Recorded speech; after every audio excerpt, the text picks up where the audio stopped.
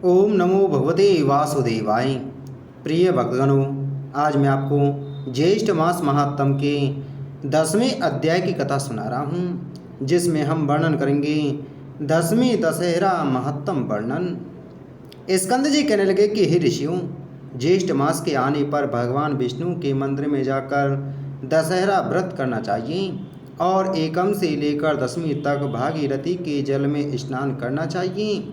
ऋषि कहने लगे कि हे स्कंद जी, इस व्रत का दशहरा नाम क्यों हुआ और एकम तिथि में स्नान क्यों करना चाहिए?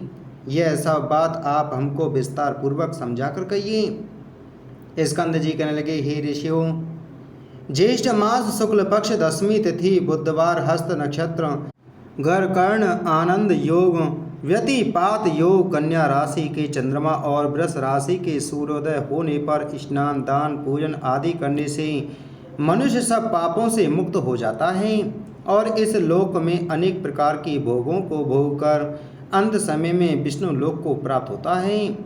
अन्यान्य से पराये द्रव्य को हरना, शास्त्र विरुद्ध हिंसा करना, पराई स्त्री से भोग करना, यह 3 प्रकार का कायिक कर्म कहा जाता है।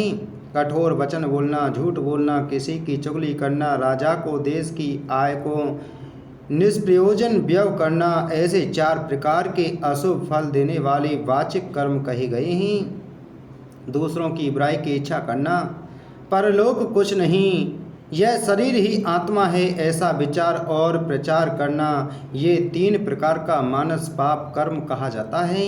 ज्येष्ठ शुक्ल पक्ष की 10वीं को दर्शन, स्पर्श, मंजन, पान, अर्चन आदि करने से ऊपर कहे गए 10 प्रकार के पापों का नाश हो जाता है। इसलिए पूर्वदर्शी मुनियों ने इसका नाम दशहरा रखा है। ज्येष्ठ शुक्ला 10वीं के दिन स्नान मात्र करने से 10 जन्मों के अर्जित पापों का नाश हो जाता है, इसलिए भी इसका नाम दशहरा हुआ है। दशहरे के दिन इन पुरातन मंत्रों से श्री गंगा जी का पूजन करना चाहिए। मंत्र से शिवा को नमस्कार है, शांता और नारायणी को नमस्कार है, 10 विध पापों का नाश करने वाली श्री गंगा जी को नमस्कार है। उसी स्थान में महान ओजस्वी 10 देवताओं का पूजन करें। 10 देवताओं के नाम नारायण, महेश, ब्रह्मा, सूर्य, भागीरथी, हिमवान, स्कंद, गणेश, चंडी और सोम हैं। इनका अपनी शक्ति के अनुसार पूजन कर 10 फलों का पृथक पृथक पूजन करें और सत्तू के 10 पिंड बनाकर जल में छोड़ें। 10 परस तिल 10 ब्राह्मणों को देखकर गंगाए सर्व रूपण्ये नमः इस मंत्र से पूजन करें तथा अपनी शक्ति के अनुसार गुड़ के 10 पिंड देवें। यथाशक्ति स्वर्ण के मत्स्य, कच्छप, मंडूक, शिशुमार आदि बनाकर चांदी की या किसी दूसरी धातु या पेशान का बनाकर उसका पूजन करके जल में छोड़ दें। उसके पश्चात 10 सेर तिल, धान्य और जौ ब्राह्मण को देवे और 10 गौओं का दान ब्राह्मणों को देवे। इस प्रकार कंजूसी न करता हुआ पूजन और दान करें। पकवान तथा पायस का भोजन ब्राह्मणों को करावे तो 10 जन्मों के अर्जित पापों से मुक्त हो जाते हैं।